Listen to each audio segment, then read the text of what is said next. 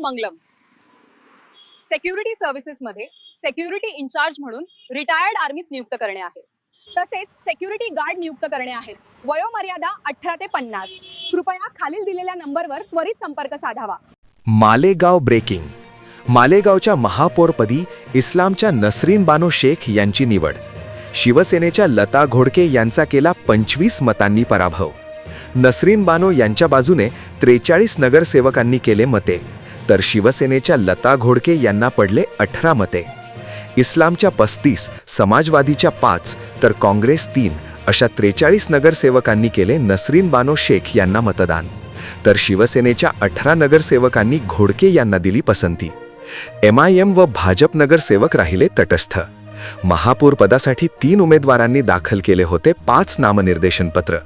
महापौर पदाची निवड होताच सभागृहात सेक्युलर फ्रंटच्या नगरसेवकांनी केला जल्लोष. तर मालेगाव महापालिकेच्या उपमहापौरपदी समाजवादी पार्टीच्या शान ए हिंद विजयी. शान ए हिंदने शिवसेनेचे ॲड निलेश काकडे यांचा केला पराभव. समाजवादीच्या शान ए हिंद यांना मिळाले 43 मते, तर शिवसेनेच्या ॲड निलेश काकडे यांना मिळाली 18 मते. उपमहापौर पदाच्या निवडणुकीतही MIM व भाजपचे नगरसेवक तटस्थ. मालेगाव महापालिकेवर इस्लाम पार्टी व समाजवादी पार्टीची काँग्रेसच्या मदतीने सत्ता स्थापन.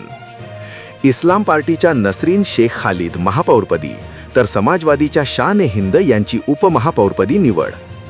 मालेगाव महापालिका निवडणुकीत प्रथमच निवडणूक लढवणाऱ्या इस्लाम पार्टीची सत्ता स्थापन. खेळीमेळीच्या वातावरणात पडली महापौर उपमहापौरपदाची निवडणूक. पीठासन अधिकारी म्हणून जिल्हाधिकारी आयुष प्रसाद यांनी बघितले काम.